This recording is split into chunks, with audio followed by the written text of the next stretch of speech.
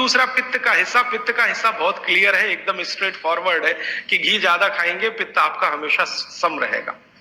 और ज्यादा घी खाने का जो समय है वो बारिश के दिनों में और ये जो गर्मी के दिन होते हैं ना, उस समय घी ज्यादा खाइए ताकि पित्त को कंट्रोल करके रखे। और वात के लिए मैं पहले ही बता चुका हूं, शुद्ध पित्त। अभी ये जितनी बात है आप सोचो कितनी सरल है, बस हमें अपनी जीवन शैली में थोड़ा बदलाव करना है। जीवन शैली में बदलाव से पहले मन में संकल्प लेना है कि जी हम तो ऐसे ही चलेंगे, दुनिया जिधर जाए जाए हमें उससे मतलब नहीं, हम तो ऐसे चलेंगे। तो ये तीन चीजें अगर आपने देख ली तो बहुत अच्छा है।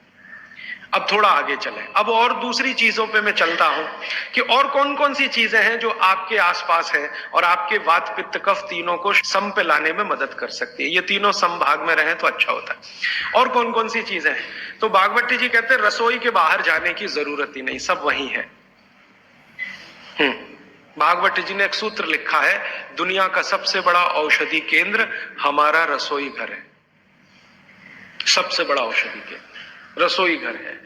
अब दुर्भाग्य से हम रसोई में जिनको मसाला कहते हैं ना, मसाला, वहां मसाला कुछ नहीं है, सब औषधि है। मसाले का और औषधि का अंतर मालूम है? ये मसाला तो शब्द ही भारत का नहीं है, पहले तो ये बता दूंगा। ये अरबिक शब्द है, फारसी से अरबी में आया, अरबी से हमारे घुस गया, हिंदी में और जगह जगह घुस गया। ये विदेशी आए तो ये शब्द भी आया। हिंदुस्तान में 17वीं 18वीं शताब्दी का साहित्य जब मैं पढ़ता हूं तो जब तक मुगलों का राज्य रहा तब तक मसाले शब्द का बहुत उपयोग है। मुगलों के राज्य के पहले एक भी जगह किसी भी शास्त्र में मसाला नहीं है। चरक संहिता पढ़ी मैंने, कहीं भी मसाला नहीं है उसमें। सुश्रुत में कहीं मसाला नहीं है, बागवट की कहीं मसाला नहीं है। पुराने जितने लेखक हुए हैं ना 10वीं शताब्दी के पहले के, कहीं भी किसी ने मसाले शब्द का इस्तेमाल ही नहीं किया। हर जगह है तो औषधि है, औषधि औषधि, जीरा औषधि, धनिया औषधि, ये औषधि के रूप में है। तो इनकी जो प्रॉपर्टीज हैं रसोई घर की औषधियों की, ये सब आपके चिकित्सा के लिए है।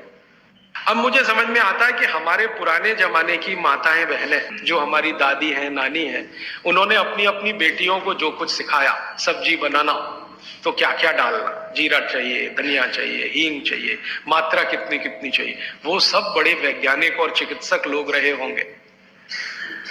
क्योंकि रोज हमारे शरीर में वात पित्त कफ की स्थिति सम और असम होती रहती है। आप जानते हैं सुबह जो है ना वात ज्यादा होता है शरीर में, सुबह सुबह, दोपहर को पित्त ज्यादा होता है, शाम को कफ ज्यादा होता है। तो ये पूरे 24 घंटे में ऊपर नीचे होता रहता है।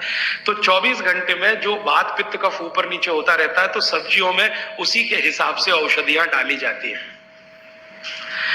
जैसे दोपहर की सब्जी बने, दोपहर की, तो मेरी दादी को मैंने देखा था कि दोपहर की सब्जी बनाएगी तो अजवाइन जरूर डालेगी उसमें, और वही सब्जी रात को बनाती थी तो अजवाइन नहीं डालती थी।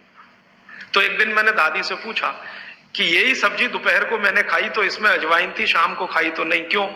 तो उसने उत्तर तो नहीं दिया। तो उसने कहा मेरी माँ ने ऐसा सिखाया। बस बात खत्म हो गई। अब उस समय मैं भी मान लिया कि ठीक है, उसकी माँ ने सिखाया। अब जब मैंने काम शुरू किया ये चिकित्सा पर, तब मेरे समझ में आया कि अजवाइन जो है पित्तनाशक है। घी के बाद, देशी गाय के घी के बाद जो सबसे ज्यादा पित्तनाशक दूसरी कोई चीज है तो वो अजवाइन है। और दोपहर को पित्त भड़कता है, आप जानते हैं, और वो स्वाभाविक है क्योंकि खाना खाने के लिए पित्त भड़कना ही चाहिए। तो उस समय अजवाइन डाली जाती है सब्जी में, क्योंकि दोपहर को ही शरीर को अजवाइन की जरूरत होती है पित्त को सम पे लाने के लिए। तो भारत में ज्यादातर माताएं बहनें ये बात जानती हैं कि दोपहर की सब्जी में अजवाइन चाहिए। दोपहर का दही है ना, दही का मट्ठा, उसमें भी अजवाइन का बघार लगता है। दोपहर की जितनी भी चीजें हैं ज्यादातर अजवाइन ग्रस्त होती है या अजवाइन से बनती हैं, क्योंकि पित्त को सम पे रखना है। तो आप सोचो जो लोग ये कर रहे हैं वो बिना कहे कितना बड़ा काम कर रहे हैं, हमने उसका वैल्यूएशन नहीं किया, ये हमारी मूर्खता। हमारे यहाँ तो एक बहुत बड़ा दुष्कर्म इस देश में हुआ है। अंग्रेजों के हम गुलाम हो गए तो सब कुछ हम भूल गए, अपनी चीजें। अंग्रेजों ने जो सिखाया वो ही हमें याद है। तो हम जीडीपी का कैलकुलेशन करते हैं अंग्रेजों के फॉर्मूले से। जीडीपी निकलता है इस देश का, ग्रॉस डोमेस्टिक प्रोडक्ट। तो मैंने बहुत बार इस देश के अर्थशास्त्रियों से पूछा कि जीडीपी में आप विचित्र विचित्र कैलकुलेशन करते हैं। जैसे भारत की पुलिस है, उस पर जो खर्चा हो रहा है वो जीडीपी का हिस्सा है। अगर चोरियां बढ़ी, डकैतियां बढ़ी, तो पुलिस का खर्च बढ़ेगा तो जीडीपी बढ़ेगा। और प्रधानमंत्री छाती ठोक के कहेगा मेरे जमाने में जीडीपी 10% से ऊपर बढ़ गया। सो व्हाट, पुलिस का खर्च बढ़ गया, माने चोरियां बढ़ गई, डकैतियां बढ़ गई, अत्याचार बढ़ गए, अनाचार बढ़ गए, तो जीडीपी बढ़ गया, तो क्या बड़ी बात है। तो हमारे जो जीडीपी के कैलकुलेशन है बड़े विचित्र हैं। इसमें चोरी हो, डकैती हो, लूट मारी हो तो जीडीपी बढ़ेगा, लेकिन माताएं बहनें घर में जो करती रहती हैं वो जीडीपी में है ही नहीं, कैलकुलेशन ही नहीं है उसका।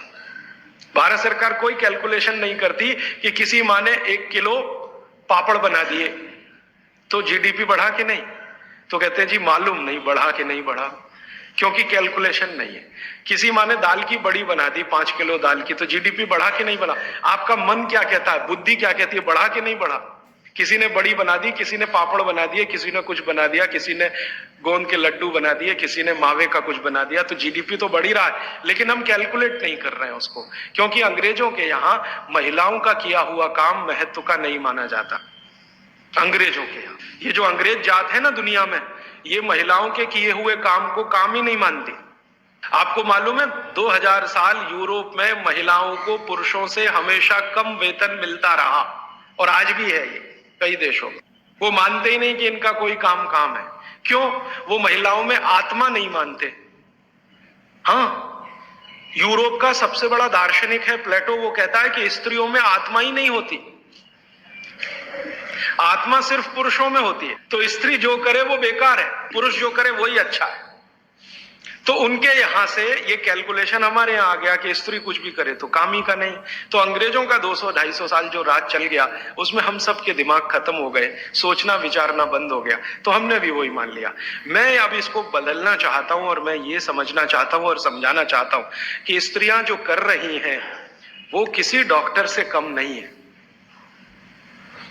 बस अंतर इतना है कि डॉक्टर को आप फीस देकर उससे एडवाइस ले रहे हैं, हमारी दादी नानी फोकट में वही एडवाइस दे रही है, धनिया खाओ, जीरा खाओ और ये अजवाइन खाओ, आपके पेट की गैस खत्म हो जाएगी।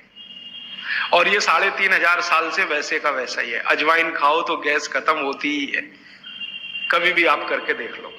आप में से किसी को भी बहुत गैस बनती हो, पेट में एसिडिटी की तकलीफ हो, आज से शुरू कर दो। आप खाना खाया तो उसमें ध्यान रखो अजवाइन ज्यादा रहे, दाल में, सब्जी में, वगैरह वगैरह। और अगर नहीं कर पा रहे हैं तो खाना खत्म करते ही थोड़ी अजवाइन खा लो।